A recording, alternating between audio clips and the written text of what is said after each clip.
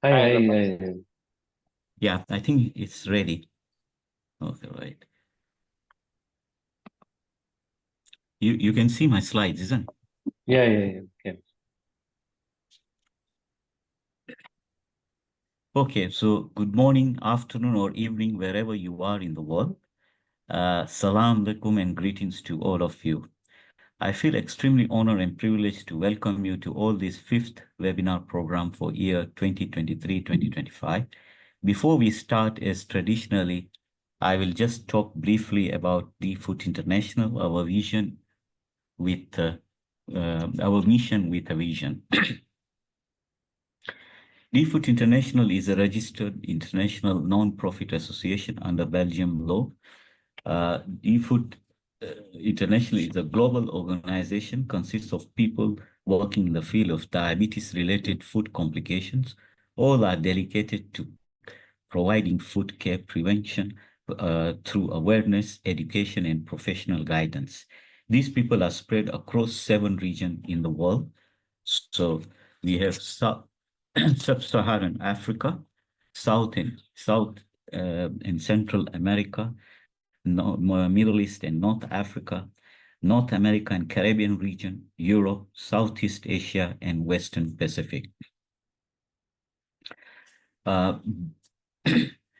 We consist of board members, regional chairs and regional advisories, country representatives, and full members who are the members of DFood International. Every country has got also country representatives, and below you can see all of them come from 7 regions. Our mission is to promote the global profile of diabetes food prevention care through awareness, guidance, education, research, and professional development, and end avoidable lower limb amputations due to diabetes worldwide. Our goal is to prevent and reduce the number of unnecessary amputations from diabetes worldwide and improve the quality of life. And our focus of action is training of healthcare professionals, specifically at the primary level, how to manage diabetes-related food problems effective and prevent amputations, giving healthcare professionals strategies to implement, develop, and sustain the service, promote the recognition of diabetes food specialty in their countries, closing the gap of available and affordable diabetes food care, especially in low and middle income countries. Now let's just go briefly to our plan and activities over the program during this term. These are the expected plan activities which have already been started. Obviously, train the food trainer courses, which leads to a step-by-step in each country. World Diabetes Awareness, that's done every year between 7th to 14th November. And webinars, newsletters, low-middle income footwear projects, course study in 7 regions, Afrodal, auditing, benchmarking, accreditations, and training of surgeons and nurses. All these things are been going on. Flagship programs are for DFood Internationals are Train the Food Trainer courses and World Diabetes Awareness Week. So we had pledged for 5 Train the Food Trainer courses, and almost all of them we have done. The last one, which was done in MENA region, it was the 12th Train the Food Trainer courses. And there's an pledge from a sponsor. We don't know the venue, but that will be the French-speaking country in April, between 25th to 26th. The English-speaking, which we had it in 11th, Train the Food Trainer courses in Zanzibar. These are just to show you from South and Central America. The 8th one, the 9th one was from the Western Pacific. 14 countries got together. 10th one was from the European region. 11th was from African continent, where 11 African countries got into Zanzibar. And the 12th one, we just finished it two weeks ago, was in Karachi, Pakistan, conducted by Zahid.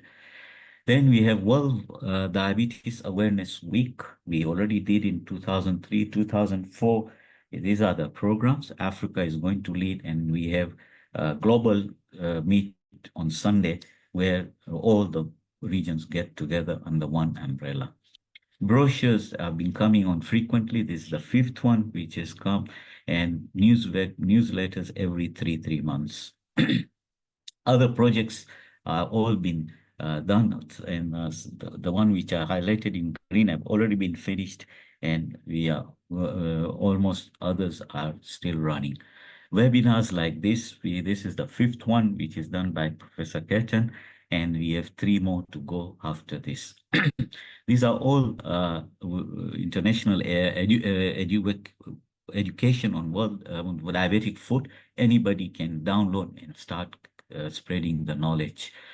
The third D-Food International Conference is in 9th to 11th May in Malaysia, where I'll hand over to my to our President-elect Harry. And the second one is this year in September. It's the last week of September. Today's webinars, we had 269 delegates from 68 countries. This is the registration. How many are going to attend, we don't know, but most of them are already busy in several meetings. We have panelists invited from all the board members, regional chairs, regional advisories, and sometimes we have guest panelists, but this today, most of them are busy with the meeting somewhere. All webinars have been sponsored by Orgo and all the webinars, and they are always faithful and make us good to improve in sponsoring. So today we feel very honored and privileged to introduce our speaker for this fifth webinar program for the year 2023-2025, Professor Ketan Dhatariya, appointed as a consultant in diabetes, endocrinology, and general medicine at the Norfolk and Norwich University in 2004, honorary professor of medicine at the University of East Anglia in 2019. He's a full clinician, and his predominant area of interest are inpatient diabetes, in particular perioperative diabetes care, management of diabetes-related emergency, and diabetes-related food complications. He leads one of the largest food clinics in East of England. He has several national roles in the UK.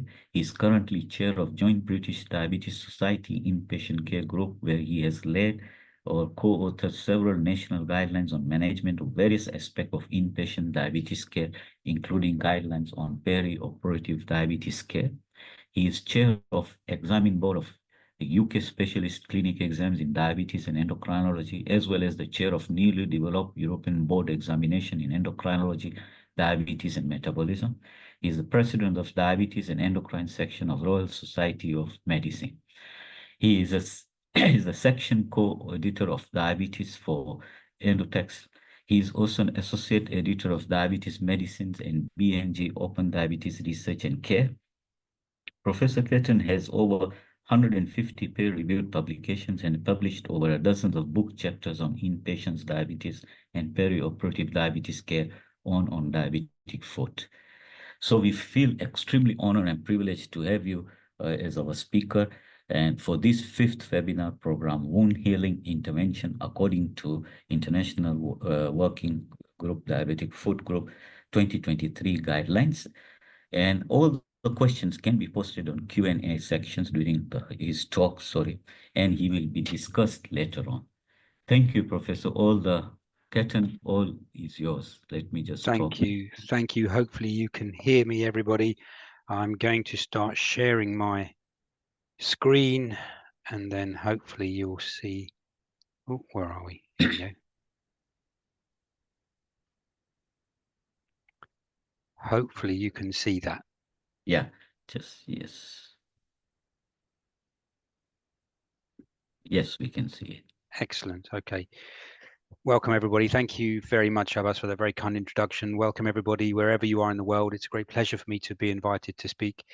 I've had a long-standing history with diabetes foot, and I run one of the largest foot clinics in the UK, and have been a member of various different organisations with regard to diabetic foot for many years. And that's what brings me to my next slide, which is my disclosures. Is that I was on the writing group for the wound healing guideline for the International Working Group for the Diabetic Foot. And you can see the reference, which will be on almost every slide that I show you, with Fran Game being our chair. And many of you will know Fran and be familiar with her work, and Pam Chen, a very fantastic podiatrist from Melbourne or Tasmania in Australia. So they were leading us, but I'm going to effectively take you through this very long document in just a few slides. But it unlike most presentations when there's pictures and lots of animations potentially, this is going to be a lot of text, I'm afraid. But I'm really going to try and take you through the summary of the process of how this guideline was written. And then I'm going to take you through the recommendations. So what not to do, what to consider, and what is recommended in the available treatments to try and enhance wound healing in people with diabetic foot disease. So how did we do this? What was the process? So the process was effectively, oh, I don't know what's happened there. Sorry. There we go. I apologize. There we go. Oh, good Lord. Can you still see that? Okay, back to where we are. So what we did is that we followed the grade approach. Oh, dearie me, my slides are not doing very well. Here we go. Let's go. We followed the grade approach. Can you see me there? What's happening? I apologize. Right. Can you still see me? Can you still hear me? Yeah, we can see you. I apologize. Yes, I can. I apologize for what's going on there. Right. We followed the grade approach. Many of you may be familiar with this. It is a standardized approach of grading papers to understand what the evidence is like, whether they're full of bias, many of you will also know about the paper that was written by William Jeffcoat and colleagues, published in The Lancet a few years ago, which looked at the 21-point checklist. What is it that papers should be reporting to be considered to be a good paper? We also use the Cochrane database to see whether there's evidence of risk of bias, and again, whether the paper was well written or not, and whether the findings were applicable. And we had tens of thousands of papers that we went through. Effectively, what we did, we only looked at randomized control trials of at least 10 people who were randomized with a decent reporting outcomes. So, and we used this grade approach. And what we did is we used the PICO approach, which many of you, again, will be familiar with. It was the patient, the intervention. So did they describe the patient population? Did they describe the intervention appropriately? What was the control arm? And did they describe the outcomes appropriately? So a PICO format. We then did a systematic review looking at all of the papers that met the inclusion criteria. And what we did was we divided them up. We had several people in the working group, as you saw from the previous slide. We all looked at the papers. We then developed a summary of judgments table. Now, what that meant was that we all had to look at each paper and vote on whether we thought that the interpretation that the people who were examining the paper found, that we agreed with those interpretations. And we had some robust conversations amongst the group, and we met every couple of weeks or so. And we had myself from the UK, we had Vijay from India, we had Pam from from Australia, we had 2 people from America, we had Germans, we had somebody from Central America. So we were covering the world. And as a result of doing that systematic review and developing that summary of judgment table, we wrote some recommendations, but also we wrote the rationale behind each of the decisions that we made, so that we weren't just giving people a list of this is what we wanted to do, but also why we had come to that decision and where the papers were, which papers we had looked at, which papers we had decided to use in our systematic review. And so each recommendation is based on the evidence found in that systematic review, and using that summary based on grade, we looked at a large variety of different aspects that we could tease out from those papers, looking at the desirable and undesirable effects of intervention. We looked at the certainty of evidence. Was it this definitely worked? Or we said, you know what, there's the word in English, which many of you may be familiar with, which is spin. You're spinning the data to try and get the answers that you want using the information that you have, but they may not quite be the same thing. So was there evidence of spin, for example?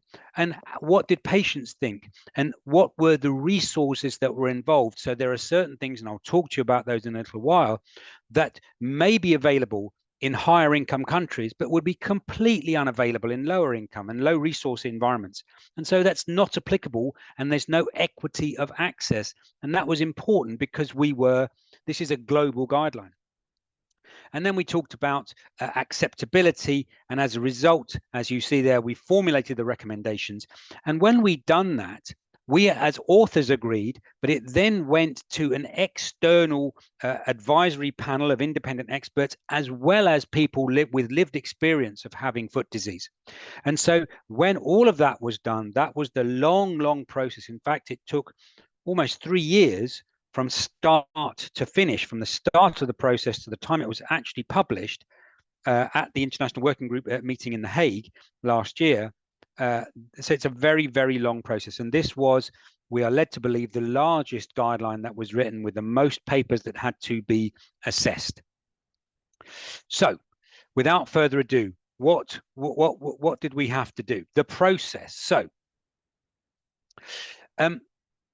we worked on what we decided was what were the important clinical questions and what were the important associated outcomes. Looking at the last guideline that I also was very lucky to be part of, published back in 2019, and also, but using the new methodology of the grade approach. And we came up with a number of different questions and outcomes, and as I said, reviewed by external reviewers and people with lived experience of foot disease. And so the first thing I want to go through is what were the questions that we decided we should be asking of the data. And you can see some of them here, and I'll go through all of them.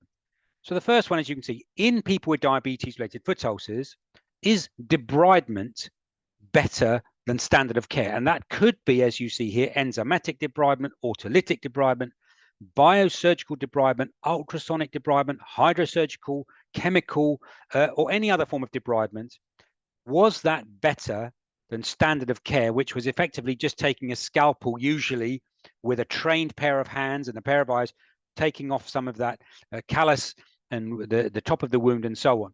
So was other effective debridement better than standard of care using sharp debridement? The next question, as you can see there, was in people with diabetes-related foot ulcers, are any forms of dressings better than anything else? And those included dressings which have got purported antimicrobial activity. Honey, for example, things that influence chronic wound biology. Are they any better than standard of care, any better than basic contact dressings? The next question, oxygen. We've heard a lot of information, and we all think that, well, if it's an ischemic wound, oxygen must be better, because clearly providing oxygen to an ischemic wound it would intuitively sound like a good thing.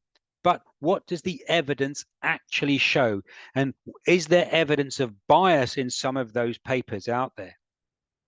What about things that influence the physical nature of the wound bed? So if you took something off and debrided it, or you put some ultrasound on it, or did something, was there any form of intervention that disrupted the wound bed that improved outcomes compared to standard of care? And of course, standard of care, as I'm sure you're all aware, is offloading antibiotics if it's so offloading with appropriate footwear, possible sharp debridement, getting rid of any callus, antibiotics for any infection, revascularization if you have access to it, if there's evidence of ischemia. Those are the simple things, the things that we all think about first and foremost.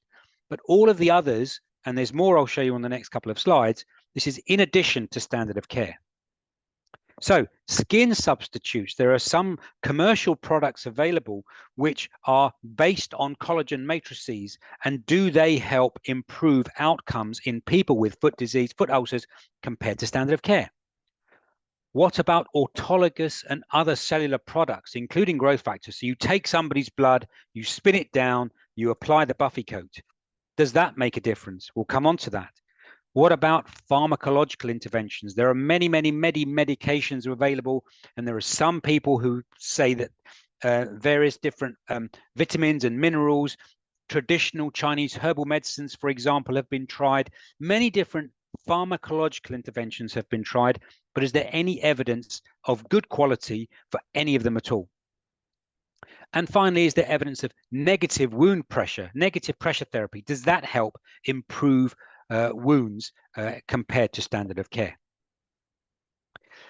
So those were the questions that we asked. And as you may be aware, grade has two different things. The first thing it says is the quality of the evidence. And that means, is there evidence of bias? Is there evidence that actually the conclusions were not quite the same as what the data showed, and so on? So the quality of evidence is graded as high, moderate, or low.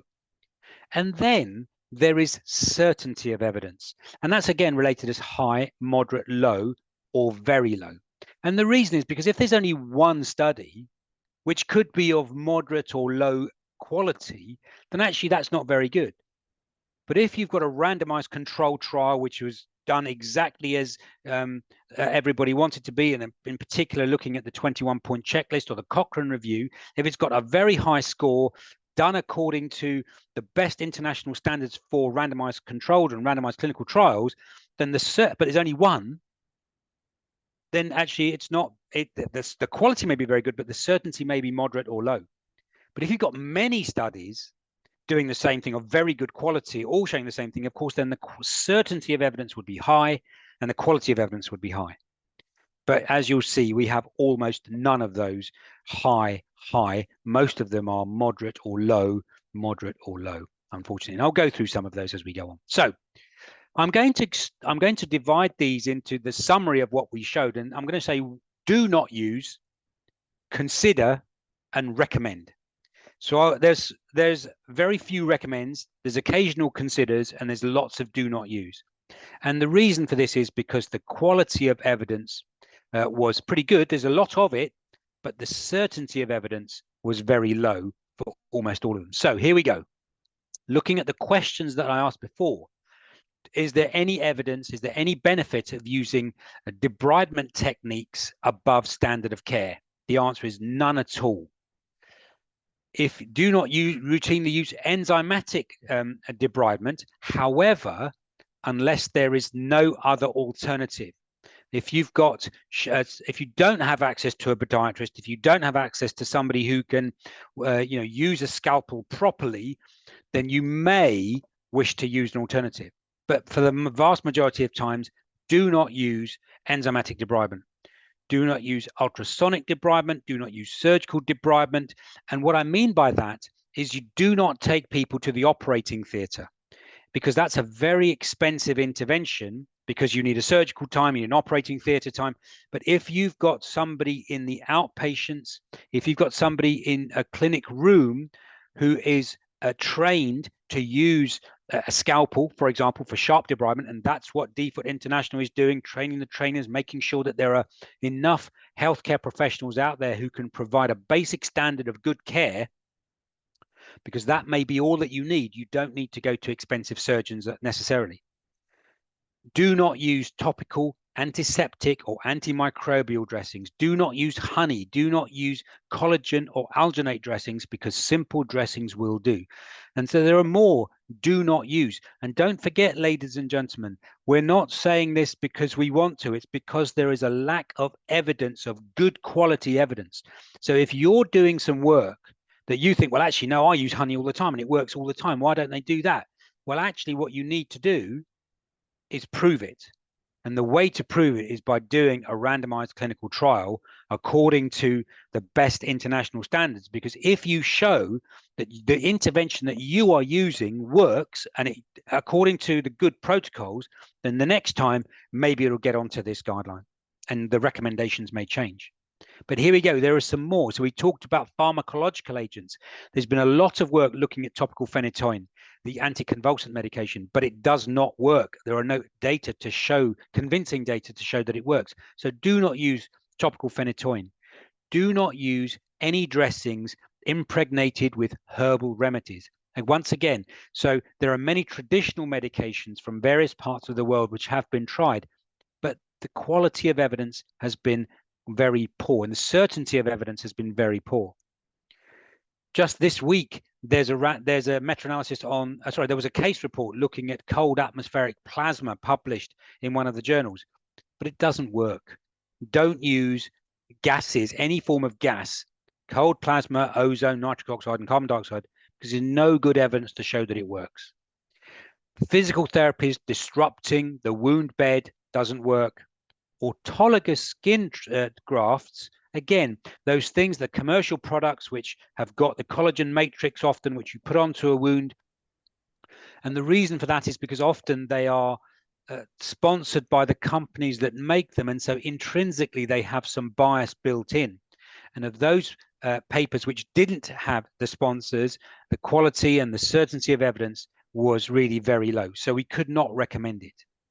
And then again, do not use any pharmacological agents that say that they would promote perfusion or angiogenesis. So iloprost or any other forms of medicinal products which could theoretically improve blood supply.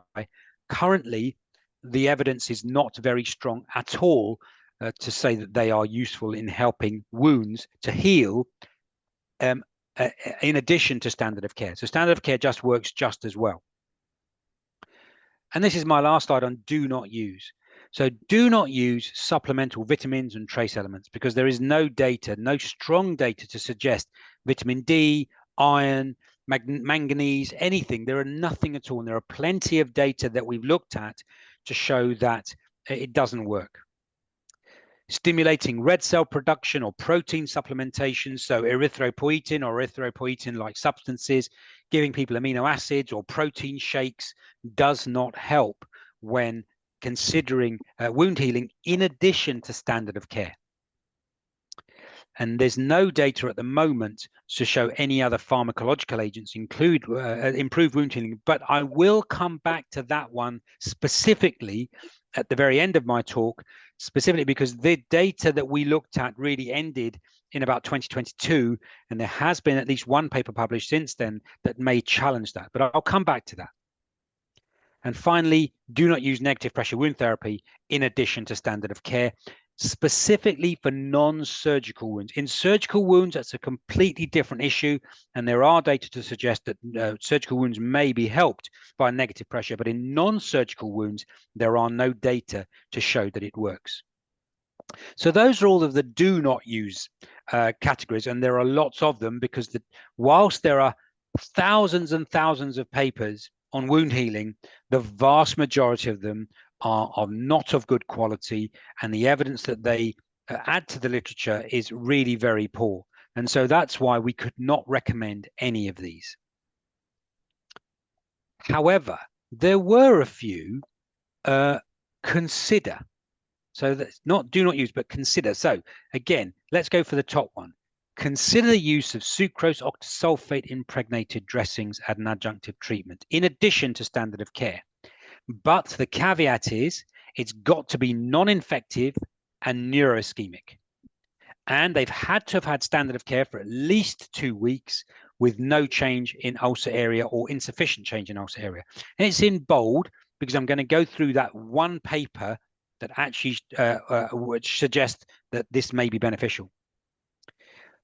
Earlier on, I said about hyperbaric oxygen, and I did say, yeah, there's not very much good quality, but you could consider it. But again, there are some caveats here.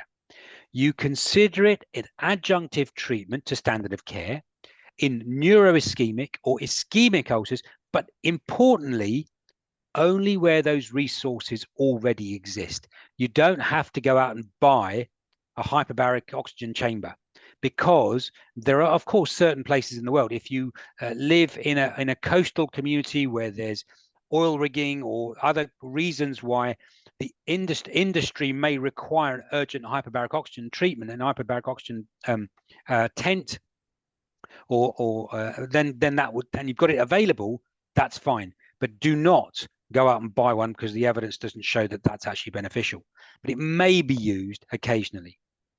Similarly, for topical oxygen, it may be helpful, and you may need to use it in those people who've got foot ulcers, but only when standard of care has failed. And again, similar to hyperbaric oxygen, only where you already have facilities, because hyperbaric oxygen and topical oxygen facilities are very expensive. And again, that leads to something that we did consider when we were writing this, which is equity of access around the world. And if you don't have equity of access, it's not really very fair to those people who don't have it. But if you've already got it available, then fine, you can go and use it. You don't have to go and buy an expensive piece of equipment just for that purpose. The next one you can see in bold there, and it's a paper I will discuss in some detail in a few minutes. The use. I wondered if everybody could go on mute. Hello, everybody. I wondered if you could go on mute if you're not speaking, please. Thank you so much. Oh, I've gone backwards. So here we go. Consider the use of autologous leukocyte, platelet, and fibrin patches. So this is where somebody has their own blood taken. It's spun down in a centrifuge. You take off the buffy coat full of the fibrin, the white cells, the platelets, and so on, and then you apply that to the wound. And I'll go through that paper with you because that, again, was a high quality paper which showed some very good results, but there is only one. And that's why it's conditional recommendation with moderate level evidence.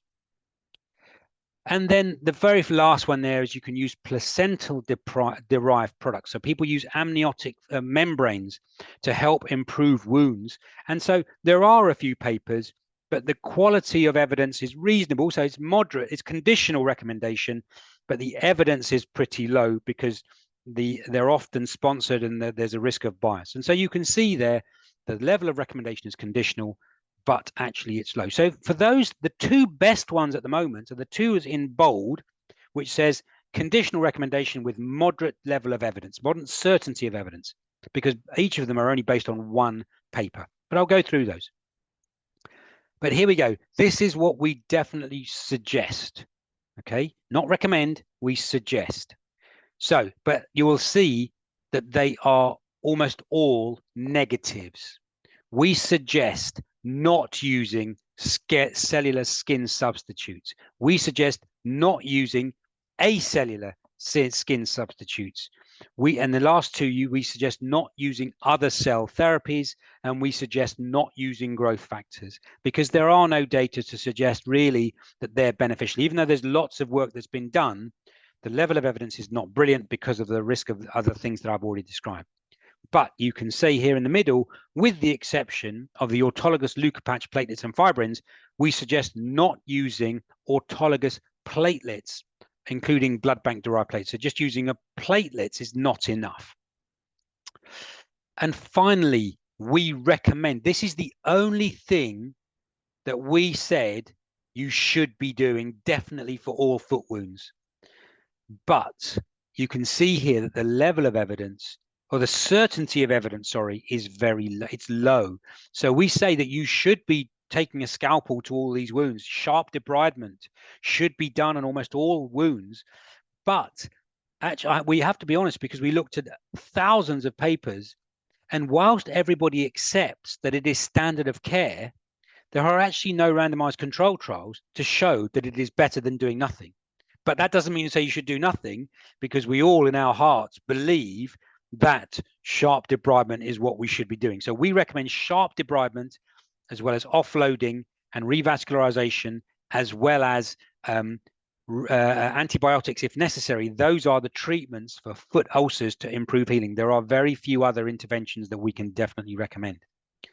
But let me go through those two conditional recommendations that I have. So the first one is the dressing. Many of you around the world will know this as ErgoStart. There is only one. This was the randomized control trial led by my colleague Mike Edmonds from King's College Hospital in London. And it looked at this dressing, which was impregnated with sucrose octasulfate, versus an identical dressing which did not have the active component. And so the inclusion criteria for this trial, which was called the Explorer trial, which was a double-blind randomized clinical trial, was that people had to have HbA1c, which was modest, certainly not very good and not really dreadful. Over 18, they had to have neuroischemic or ischemic feet, but not very bad, so Texas 1C or 2C. And of course, they had to have neuropathy as well. They had to have a degree of ischemia, but not critical ischemia.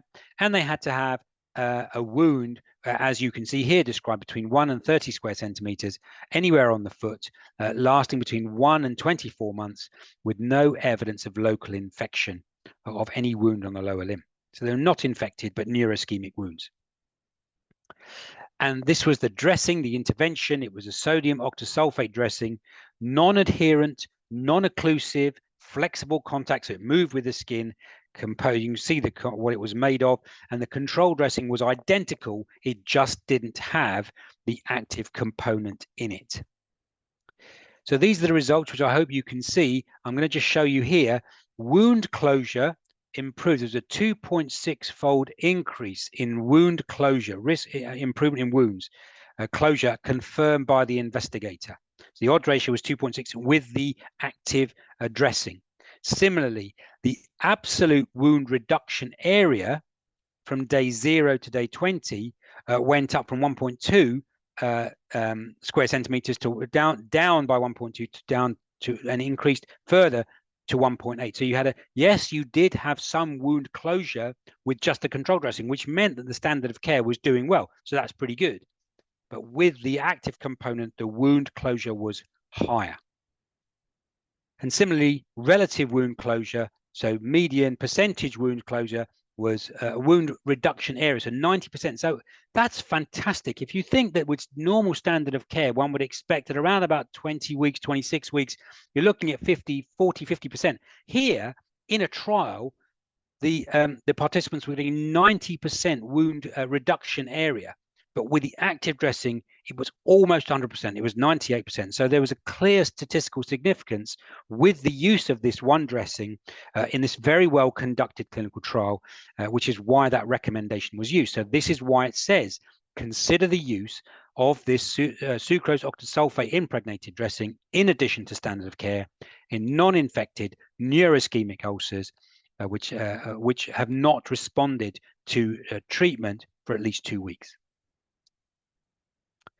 The other recommendation was the use of autologous blood products, including fibrin, platelets, and white cells. And this is the trial that was based on. This was called the Leucopatch study, and it was led by a colleague of mine, again, from here in the United Kingdom, called Fran Game, and many of you will know who Fran is, and William Jeffcoat. And this trial was similar to the last one, although you could have had a slightly worse glycemic control at entry with an HbA1c of less than 12%. The wound had to be below the malleoli, but not between the toes. And after 4 weeks of best standard of care, there had to be a less than 50% reduction in the wound size for you to be enrolled. You had to have uninfected wounds, as according to the Infectious Diseases Society of America, and you had to have a degree of ischemia, as you can see here, but not critical ischemia, with the ABPI between 0.5 and 1.4. This was very, very labor intensive. I cannot take you away. We were one of the centers who did this, and so the participants had to come to this to our institution once a week. They had almost 20 mils of blood taken by a trained phlebotomist. The blood was then spun down for 20 minutes, and then you have the Buffy coat, which was a 3-layered fibrin patch taken out very gently, cut to size, and applied to the wound. And the wound was then covered by a low adherence primary dressing. And then another dressing on top of that to make sure that Leucopatch did not move. And these are the results. So the blinded, I'm so sorry, I apologize. The blinded assessment of healing. Now, even if you dropped out of the study for whatever reason, and not many people did, but if the intention to treat arm, you can see the standard of care, 29% of people healed, but 45% of people healed on the Leucopatch. And if you went per protocol, so those people who actually followed the trial and did what they were asked to do and attended all of the appointments, again, very similar results. 28% healed in the standard of care with the placebo and no intervention, but 44% or 39% with the who attended for their appointments and had this Leucopatch put on. So again, adjusted odds ratios of almost 1.8 times more likely to heal if you had this application of this autologous blood product. So that's why it says consider the use of autologous leukocyte platelet and fibrin patches for diabetes-related foot ulcers in addition to standard of care when other standard of care has not been successful for at least 4 weeks. And you have access to trained venipuncture. So in summary, ladies and gentlemen, I'm just coming to the end of my talk. There are very, very few interventions for wound healing that have high quality, robust evidence to support their use. And so that's what I would say. If you are doing work, and I'm aware that many people around the world are doing some work, and they have their very strong belief that they know that what they do, the interventions that they use do work, that's brilliant if you have the evidence, but we need the evidence to be done properly. So look at the Cochrane guideline, look at the risk of bias from Cochrane, and look at the 21-point checklist from William Jeffcoat. Follow and conduct a clinical trial according to that, so we have the evidence to show that it works. It's no good saying, I believe, I know, I'm doing it, and nobody else.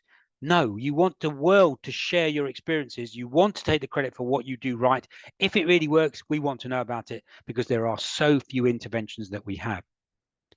And so at the moment, it's sharp debridement, offloading, revascularization, and antibiotics, as I said before. So what's out there to help you? Well, you don't need me to tell you that the International Working Group for the Diabetic Foot has produced all of these guidance. They're all absolutely free to download. You just go to, if you have access to a computer, if you have access to Google, I hope many of you have, you just go to International Working Group guidelines and you can get any of these downloaded for free in multiple languages, not just in English, because we are a global organization and we want to help you.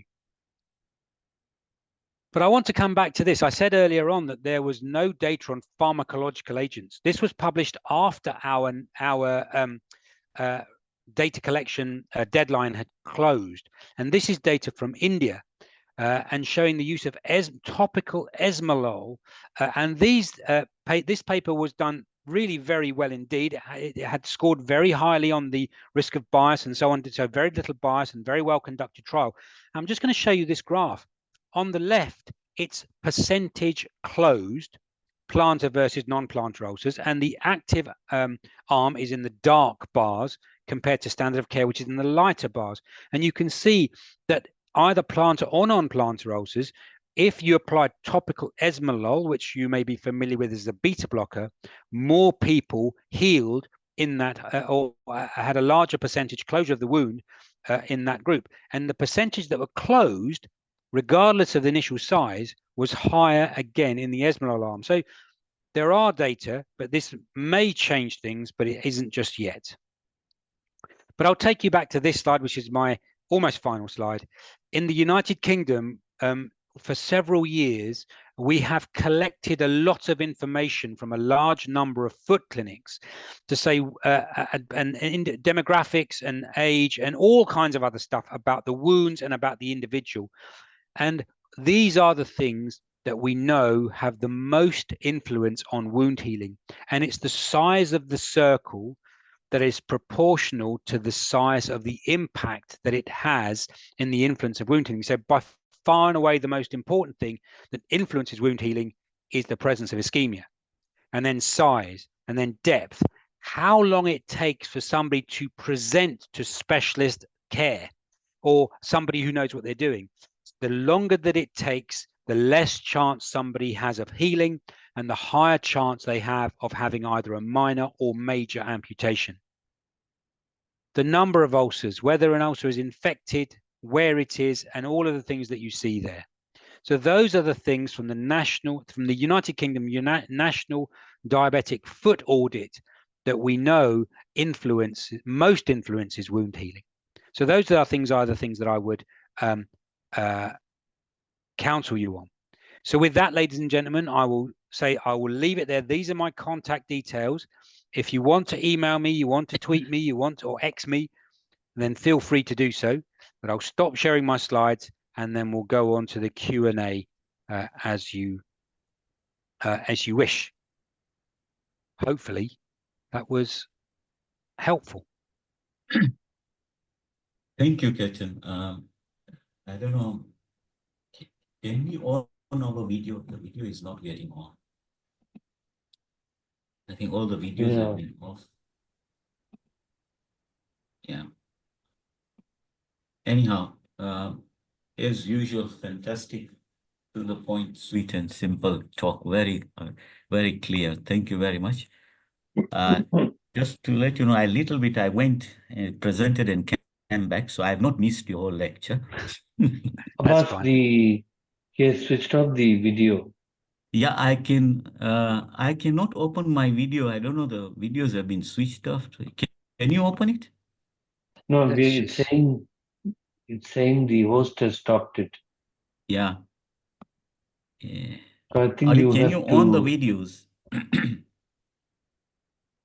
It says the host has stopped it. Eh, Anyhow, Just 1 minute, well, Ketan. you are. That's okay, no problem at all. We can hear you anyway. We can hear you. Yeah. Uh, I would start maybe, and then the rest can follow up, because I don't see any questions in Q&A. Oh, there are a couple. Uh, There are a couple there. yeah, there I saw it. Yes. So anyhow, Ketan, Ketan, can I ask? No, you ask a question, Abbas. yeah. Ketan, we know that in the literature there's very little on wound healing treatment. Yep. What does the future of wound healing looks like? Because I always say there's a lot of room to do research. Let me hear from you. What do you say? So I think that there's, as you're absolutely right, there's a lot of room because there are so few treatments out there. There are so few good quality trials that have been done. I think that there are things on the horizon which may help. You know, many people out there will be doing diabetes, and I'm a diabetes doctor first and foremost. And many of the new medications that are available, we have the GLP-1s, the GIPs, the SGLT2 inhibitors, and we know that if you improve somebody's glycemic control from the very, very start. So in somebody with type 2 diabetes, for example, if you start them directly on metformin, in addition to an SGLT2, in addition to a GLP-1, and you control their glycemic control, statins if they're eligible for them, and so on, then actually you reduce the chances of them having the complications in the first place. And I think that's key. And we now have the newer agents, the newer drugs that are available, which really, really are so powerful in helping to manage diabetes. So in particular, you've got tirzepatide, of course, which we all know about, and we're looking forward to the cardiovascular outcome study. But there is data on liraglutide showing that it helps reduce the risk of amputations. And so I think that for me, the future is fantastic because there are all kinds of other things that may happen. And one of the questions about stem cell therapy, we don't know because the randomized control trials haven't been done. The topical things that are coming out, there are a whole load of other things that we could potentially be doing, but we're waiting for the trials. But I think for me, it's getting the basics right. It's making sure that people are treated appropriately and aggressively in terms of their diabetes and their blood pressure and their lipids, because that actually has a big impact on the risk of them developing complications in the first place. Yes, there's a long time between diagnosis and the appearance of a foot ulcer, but if we treat people right, we can reduce that risk. So that's what I would say to begin with. Ketan, Okay, thank you, Ketan. Vijay, yeah. There is a tendency for many people across the world that they'll be happy only if you apply something on the wound. Yeah. So you have strictly said no to that. That's right. In the group. So metronidazole gel and whatever. Yep. So it's very famous in my country. So I think we need to do some more studies and publish it in peer-reviewed journals. I agree with you. So we were, because there are thousands and thousands and thousands of papers on wound healing, we had to, and there were only 10 of 12 of us doing this on the paper, and we had to rationalize it somehow. And so as part of that process, we said we're not going to look at case reports, we're not going to look at case series, we're only going to look at randomized control trials. And then only when they've got more than about 10 people randomized. Because if you included every single paper, we would still be doing this, in 3 or 4 or 5 years from now. So we had to limit it. So that's why. And of course, we all understand that the hierarchy of evidence means that randomized controlled trials are right up there. And of course, systematic reviews of those randomized controlled trials are the very best.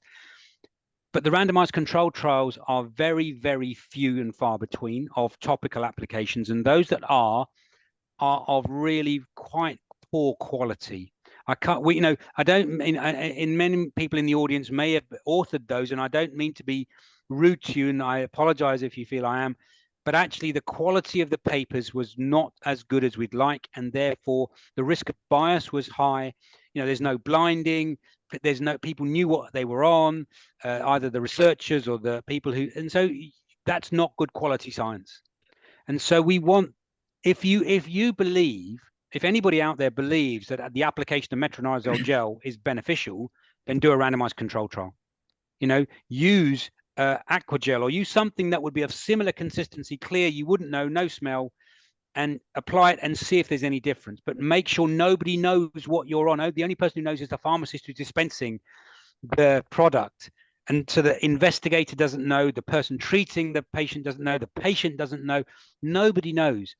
And you get an independent blinded assessor to look at the wounds to see whether it's made a difference. And only at the end, when you've looked at, you know, group A versus group B and whether it's different, that's when you break the code, saying group A is placebo, group B is metronidazole, or whatever, because that quality of work has not been done. So I'm very well aware. My own family tell me that they apply banana skins or they apply something to their foot wound, and I'm like going, because they've heard somebody somewhere say, yeah, this helped my father's uncle, and therefore I'm going to use it. Really, that's not good quality evidence. Thank you, Ketan. Yeah, I agree with you. There's honey, coconut, papaya, all this been used, and we've been using for our grandmothers were also using that. But I agree, even in infectious group, the last from 20 to 25, it talks all about wound dressing tropically.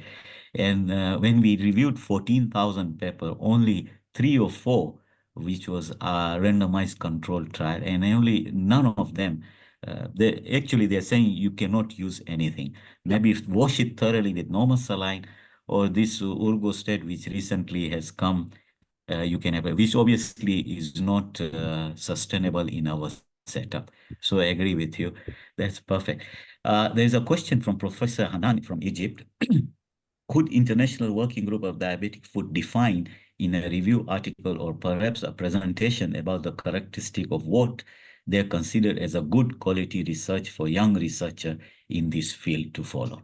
So that there's already a paper out there. So in foot disease, the best paper, and I've mentioned it a couple of times already, it was published in the Lancet Diabetes Endocrinology, and I think in about 2016, and the first author is William Jeffcoat.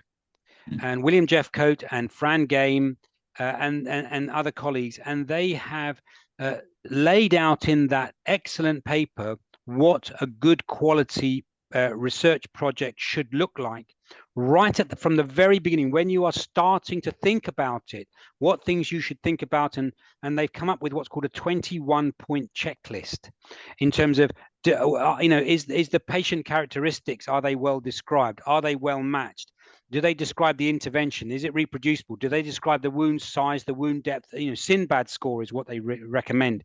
And do they describe what the intervention was? Do they describe the or the wounds, everything that you want to know about a wound, and about the individual and the intervention and the outcomes should be well described. So the paper by William Jeffcoat in the Lancet Diabetes Endocrinology from, I think it's 2016, is the best quality paper that I would suggest for you. Another question is the information present. Just wanted to know, what are your thoughts towards the low-level laser therapy? So we looked at a lot of laser therapy, low level, high level, you know, different wavelength lasers and all kinds of different stuff, because that's the people have published on it. There are no data to show that laser therapy helps wound healing in any way, because that was one of the things that we looked at. You know, some people were just using standard light therapy, you know, exposing it to a wound to a light box, see if that helped. You know, you might as well just go out in the sunshine, but it doesn't help. So and the lasers, of course, disrupt the wound bed. taking off what you would consider to be the biofilm, trying to explain. No good quality evidence, so we could not recommend it.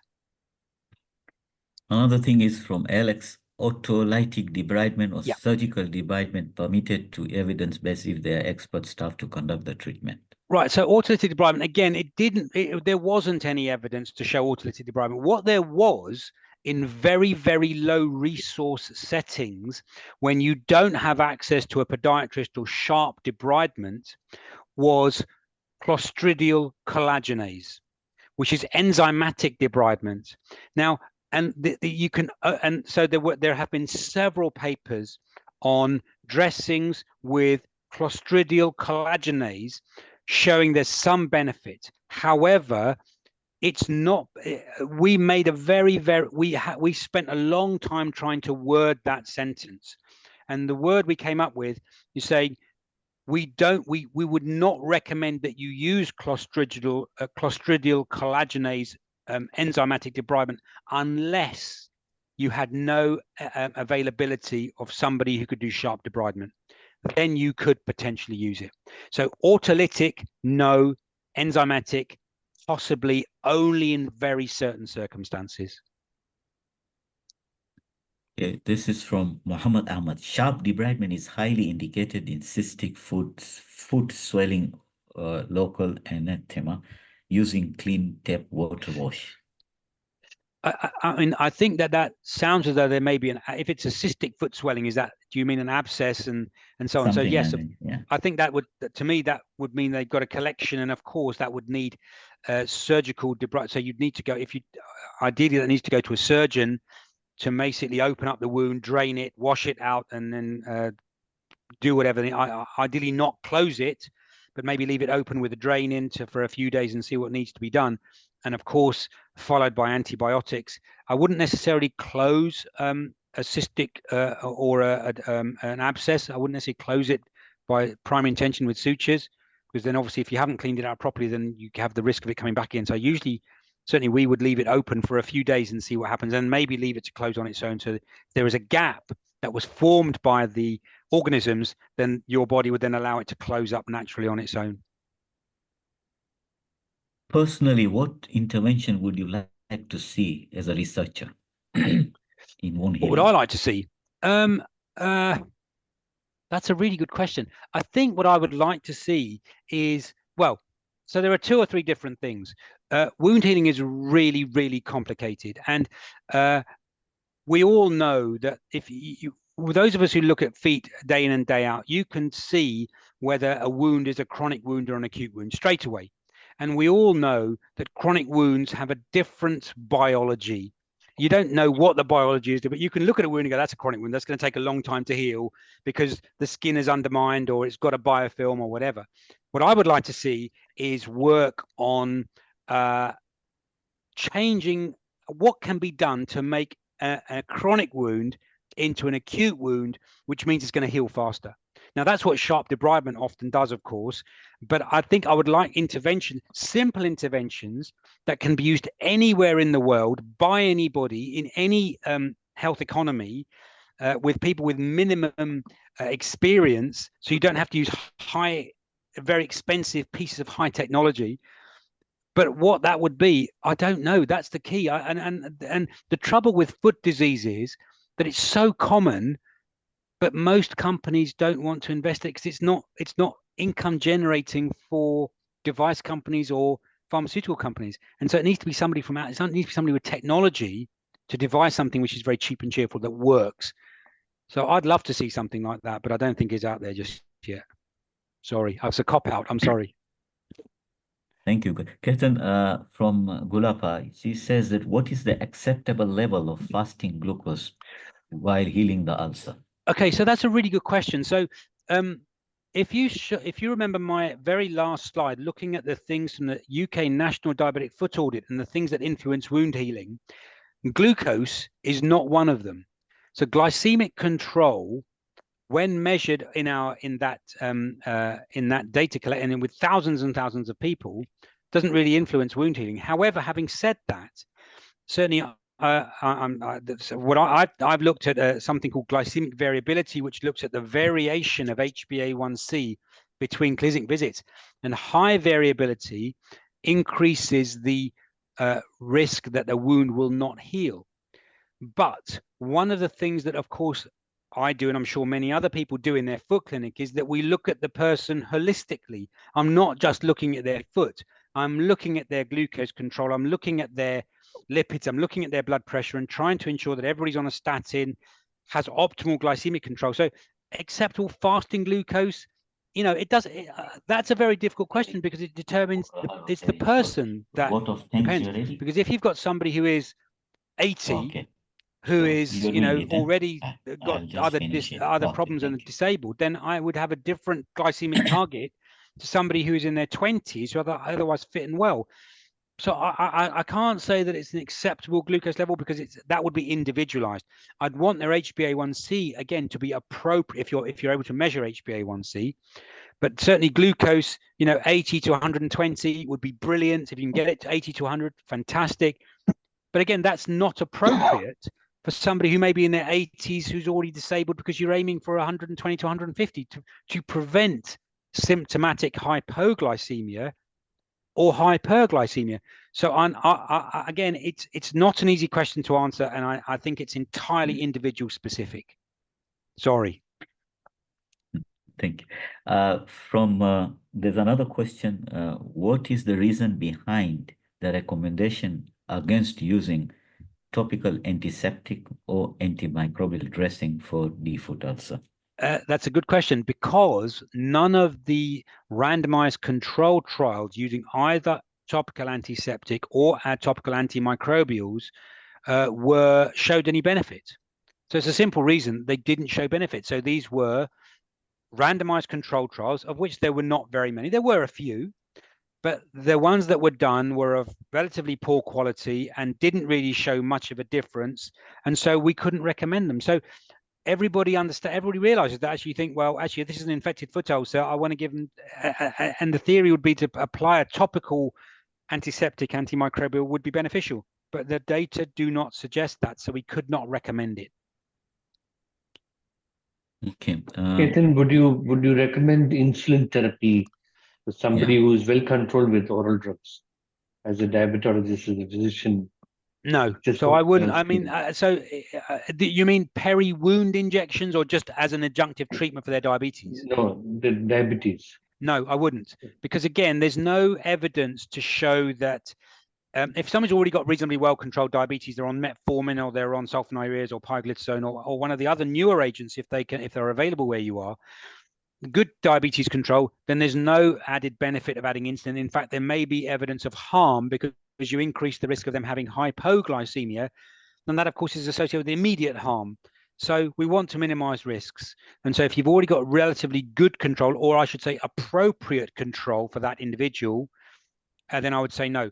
And of course, you can always improve people's diabetes control if you have access to the drugs by not increasing the risk of hypoglycemia.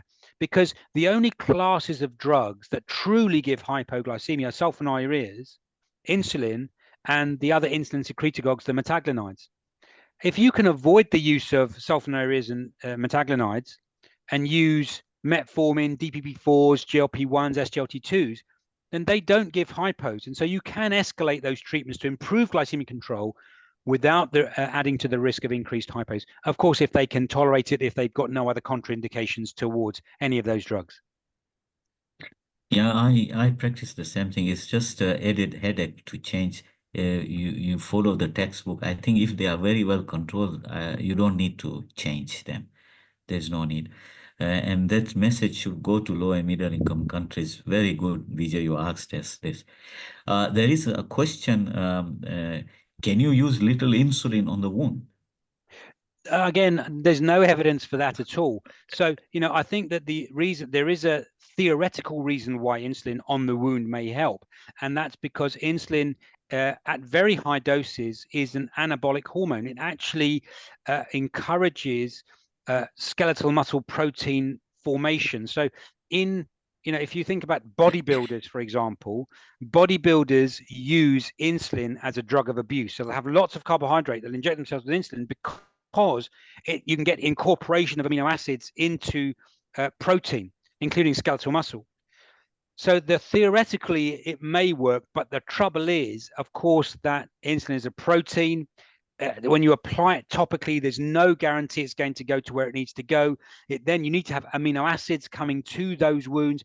That requires a good blood supply, lack of pressure. So you know you still need to, and of course, if you got infection and inflammation, that's going to reduce the effect. So it comes down to the same thing as before: revascularization, offloading, and revascularization, antibiotics, and offloading. If you've got a problem, insulin doesn't work. There are no data to support its use. So please don't put insulin on a wound. Okay, Ketan, I think time is not in our favor. We have already crossed about 6 minutes to the program. I would, as a tradition, I would hand over to Harry, if he's around, to give word of thanks, and then I'll close it. Yes, Harry. Okay, I think I would like to thank Ketan for actually spending time with us on a Saturday, basically discussing about the IMDF guidelines and all that.